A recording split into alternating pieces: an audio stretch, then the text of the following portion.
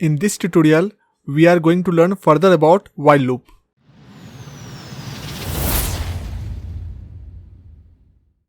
Generally हम जब while loop use करते हैं तो हम वहाँ पे इनिशियली एक कंडीशन डालते हैं जो या तो ट्रू होता है या तो फॉल्स होता है। अगर ट्रू होता है तो while loop में इंटर करता है और उसके अंदर के स्टेटमेंट्स को एग्जीक्यूट करता है। ओके, बट अगर क्या हो हम डायरेक्टली वहाँ पे ट्रू या फॉल्स लेते हैं तो उस केस में क्या होगा, क्योंकि हम इंक्रीमेंट करके या फिर किसी और अर्थमेटिक एक्सप्रेशन को यूज करके हम ट्रू और फॉल्स का वहाँ पे आउटपुट ले रहे थे। अब हम या तो ट्रू या तो फॉल्स डायरेक्ट हम ले लेंगे, तो उस केस में हम while loop को एंड कैसे करेंगे, while loop से हम बाहर कैसे निकलेंगे, आइए उसे समझते हैं। while loop on Boolean values. while loop on Boolean values. ठीक है, हम डायरेक्टली यहां पे बुलियन वैल्यूज लेंगे, आइदर ट्रू के फॉर्म में और फॉल्स। ओके, हम आइदर ट्रू लेंगे या आइदर हम फॉल्स लेंगे। तो हम यहां पे समझ लेते हैं इसे। हम यहां पे एक प्रोग्राम लिख रहे हैं while ट्रू, हमने यहां पे डायरेक्टली ट्रू ले लिया। इससे पहले हम यहां पे काउंटर चलाते हैं। ठीक है, लाइक हम यहां पे ले लेते हैं x इक्वल टू 0। इसके बाद हम यहाँ पे प्रिंट करते हैं हम x का वैल्यू को। ठीक है, इसके बाद हम इंक्रीमेंट कर देते हैं x के वैल्यू में, x plus equal to 1। Okay, ये एक इंक्रीमेंट कर देगा x के वैल्यू में और वापस उसे x में असाइन कर देगा। अगर हम ऐसे ही लूप को कंप्लीट छोड़ देंगे तो क्या होगा, ये while लूप ट्रू रहेगा और ये बार बार प्रिंट करता रहेगा इंक्रीमेंट होके, ये इनफाइनाइट चल जाएगा, ये कहीं नहीं रुकेगा। अगर हम इसे रोकने के लिए कुछ और कंडीशंस ऐड नहीं करेंगे तो हम यहाँ पे क्या करते हैं, हम यहाँ पे इफ कंडीशन लिखते हैं, इफ, और यहाँ पे हम डाल देते हैं x, जो हमारा x का वैल्यू है ग्रेटर देन और इक्वल टू। ठीक है, हम दोनों यूज कर रहे हैं, ग्रेटर देन और इक्वल टू 8 ले लेते हैं। ठीक है, ठीक है, अब हम यहाँ पे क्या करेंगे, हम यहाँ पे जैसे ही x का वैल्यू आइदर 8 हो जाए या 8 से ज्यादा हो जाए, क्योंकि जैसे हमारा 8 होगा तो ये हमारा कंडीशन फुलफिल कर जाएगा, तो ये ऑटोमेटिकली इसके अंदर इंटर कर जाएगा। और यहाँ पे हम यूज करते हैं ब्रेक स्टेटमेंट, ब्रेक। ठीक है, जैसे ही हमारा ब्रेक स्टेटमेंट एग्जीक्यूट होगा ये while लूप से सीधा यहाँ से बाहर निकल जाएगा, एग्जिट कर जाएगा, एग्जिट while लूप। ओके, तो आइए हम इसे समझ लेते हैं ये कैसे काम करेगा। हमने डायरेक्टली यहाँ पे ट्रू लिया था।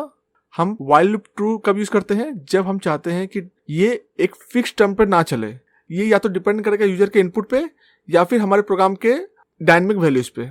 ठीक है, हम जब एग्जीक्यूट करेंगे तो किसी भी टर्म पे किसी भी टाइम पे कुछ ऐसे वैल्यूज हमें मिलेगा, उस केस में ये इस लूप को एग्जिट करे। तो वैसे केस में हम इस टाइप का ट्रू लेके यूज करते हैं और हम यहाँ पे कुछ कंडीशन डालते हैं जो फुलफिल करने पे वो लूप से बाहर निकल जाएगा। लाइक हमने यहाँ कर दिया x का value greater than equal to 8। हम यहाँ कुछ और कंडीशन ले सकते थे, हमारे प्रोग्राम पे डिपेंड करता है हमारा क्या नीड है वहाँ पे, तो उसके बेस पे हम यहाँ पे कंडीशन डालेंगे। ओके, सो हम चलते हैं कि जब ये while लूप इंटर करेगा तो सबसे पहले से ट्रू मिलेगा।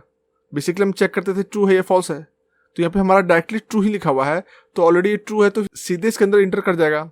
ये इंटर करने के बाद सबसे पहला स्टेटमेंट क्या है, प्रिंट x।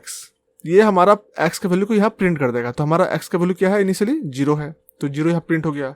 देन एक इंक्रीमेंट कर लिया, इंक्रीमेंट करने के बाद फिर से वो वापस नेक्स्ट स्टेटमेंट हमारा है if x greater than equal to 8। अगर x का वैल्यू 8 के इक्वल होगा या 8 ज्यादा होगा तो उस केस में क्या करेगा, ये ब्रेक स्टेटमेंट को चला देगा और जैसे ही ब्रेक स्टेटमेंट एग्जीक्यूट करेगा ये लूप से बाहर निकल जाएगा। और इस केस में क्या होगा, अगर हम यहाँ पे एल्स यूज करते हैं, हम अगर while लूप के साथ एल्स यूज करते हैं तो उस केस में क्या होता, जब ब्रेक से बाहर निकलेगा तो क्या एल्स ब्लॉक एग्जीक्यूट होगा, नहीं होगा, क्योंकि जब भी हम ब्रेक यूज करेंगे वो एल्स वाले ब्लॉक को टोटली टच नहीं करेगा, क्योंकि हम while लूप से नॉर्मली बाहर नहीं निकले, हम इससे फोर्सफुली बाहर निकले। जब भी हम फोर्सफुली बाहर निकलेंगे तो ये एल्स ब्लॉक को टोटली टच नहीं करेगा, क्योंकि हम जब भी हम while लूप के साथ एल्स यूज करते हैं तो while लूप से इसे नॉर्मली बाहर आना चाहिए, तभी ये एल्स ब्लॉक में जाएगा, अदरवाइज एल्स ब्लॉक को टोटली टच नहीं करेगा और सीधे वहां से एग्जिट कर जाएगा अगर हम ब्रेक स्टेटमेंट यूज करेंगे तो हमारा पहला प्रिंट तो हो चुका है 0। अब वापस से जैसे यहाँ पे हमारा ये फुलफिल नहीं हुआ तो क्या करेगा, यहाँ से हमारा वापस से while लूप में इंटर करेगा, क्योंकि अभी तक हमारा ये कंडीशन ट्रू है। इसके बाद हमारा फिर से यहाँ पे प्रिंट करेगा क्या वैल्यूज, ये हमारा इंक्रीमेंट हो चुका था तो हमारा अब ये हो गया 1।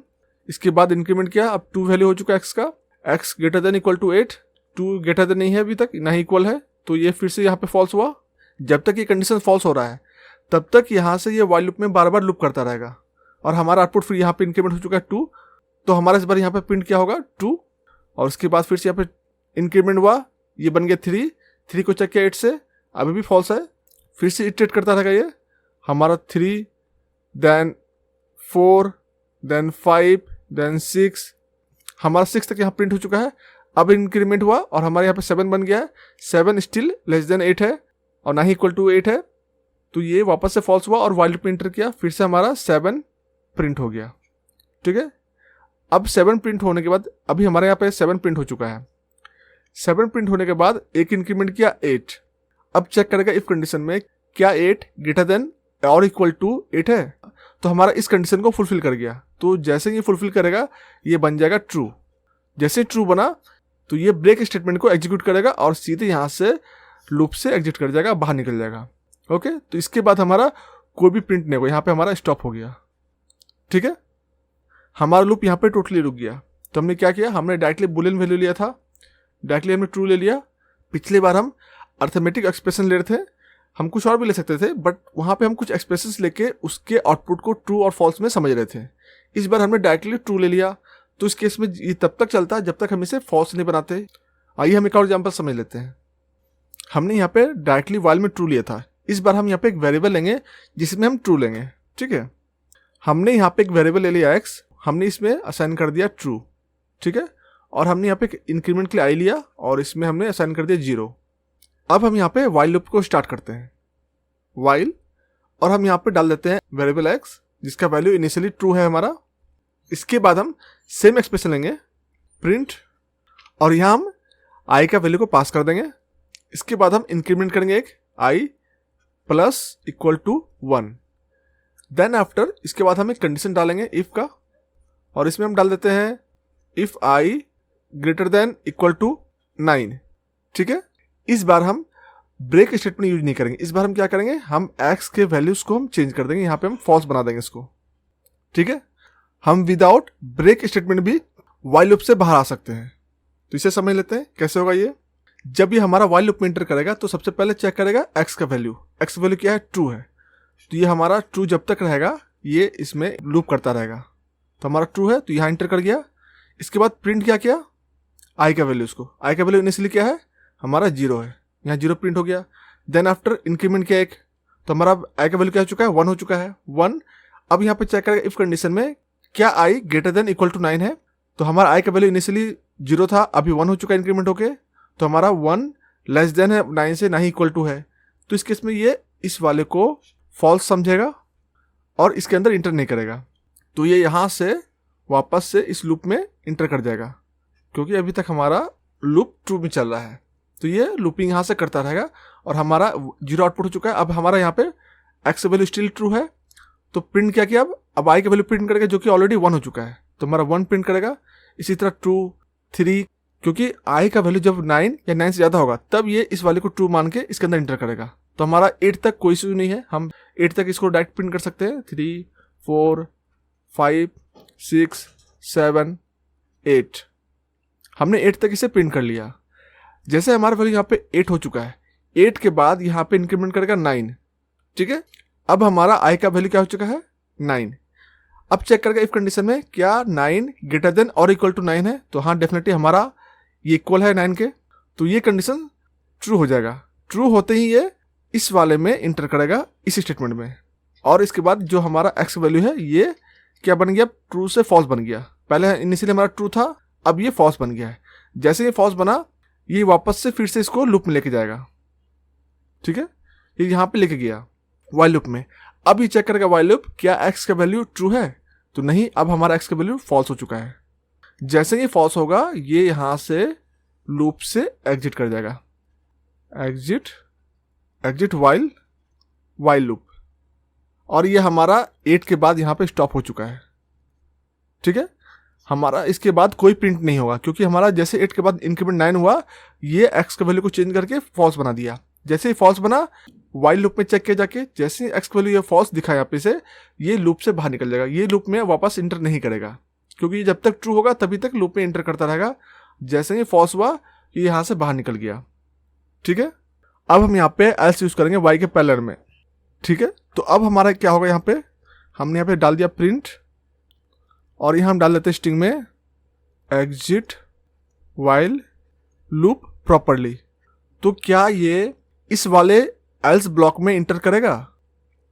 हम पिछली बार भी लूप से बाहर निकले थे, हमने तब ब्रेक स्टेटमेंट का यूज किया था। इस बार हमने एक्स का वैल्यू को चेंज करके फॉल्स बनाया है, और इस बार भी हम लूप से बाहर निकल रहे हैं। तो इस केस में क्या एल्स ब्लॉक में इंटर करेगा ये, और इस वाले को प्रिंट करेगा exit while loop properly? Definitely करेगा, क्योंकि इस बार हमारा वाइल लूप अनएक्सपेक्टेड तरीके से बाहर नहीं निकला है। जब हम वाइल लूप से नॉर्मली बाहर निकलेंगे उस केस में एल्स ब्लॉक डेफिनेटली एग्जीक्यूट होगा। ठीक है, जब हम ब्रेक करते हैं तो हम इसे फोर्स करते हैं इसे वाइल लूप से बाहर निकलने के लिए, बट हम यहाँ पे क्या करें, हम यहाँ पे कंडीशन चेंज कर रहे हैं। तो हमने यहाँ पे फोर्स नहीं किया है, हमने उसे कंडीशन प्रोवाइड किया है कि वो वाइल लूप से अब बाहर निकल जाए, वो वाइल लूप में अब रन नहीं कर सकता है। ऐसे केस में ये एल्स ब्लॉक के स्टेटमेंट को भी एग्जीक्यूट करेगा। ठीक है, क्योंकि ये लूप कंप्लीट होके उसके बाद यह लूप से बाहर निकला है, ना कि हमने इसे फोर्सफुली यहाँ से बाहर निकाल दिया है। जब हम वाइल लूप के बीच से निकालेंगे उस केस में एल्स ब्लॉक एग्जीक्यूट नहीं होता है। जब वापस वाइल लूप के कंडीशन को चेक करके वहां से एग्जिट करता है तो वो एल्स ब्लॉक को डेफिनेटली चेक करेगा। ये एक इंपॉर्टेंट पॉइंट है, आप डेफिनेटली इस चीज को ध्यान रखिएगा। ओके, मेरा सारा फोकस होता है कॉन्सेप्चुअल बेस्ड नॉलेज पे। मैं बस ऊपर ऊपर आपको नहीं बताऊंगा, मैं आपको डेप्थ में बताऊंगा ताकि प्रॉपरली प्रोग्राम को समझ सके। आप क्यों यूज कर रहे हैं, कैसे यूज कर रहे हैं, आपको कब यूज करना है, कब यूज नहीं करना है, ऐसा क्यों हुआ, सारी चीज पे, सारे पॉइंट पे मैं फोकस करूंगा और एक एक पॉइंट आपको बताऊंगा। सो वीडियोस को देखते रहें। इस ट्यूटोरियल में इतना ही। If you have any questions or query please let me know in the comment, I will definitely help you. अगर आपको मेरी ट्यूटोरियल पसंद आ रही है तो वीडियो को लाइक एंड शेयर जरूर करें। तो मिलते हैं नेक्स्ट वीडियो में। Till then, bye bye.